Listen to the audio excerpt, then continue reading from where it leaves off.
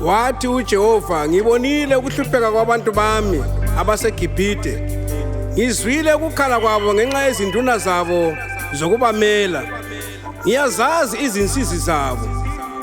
Ngehlile ukuba ngibakhiphe esandleni sabaGibhite, ngibakhuphule kulelo zwe.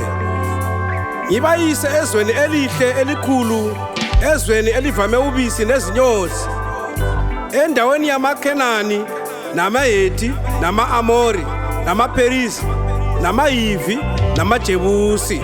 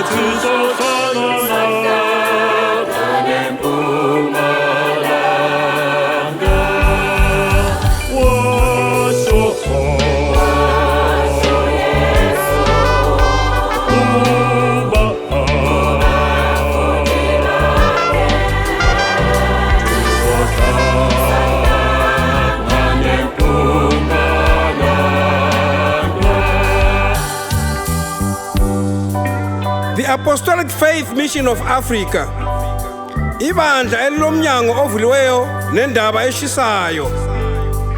Niyanxuswa kumhlangano wePhasika oyoqala mhla ka-17 April kusiyafika mhla ka-21 April 2025.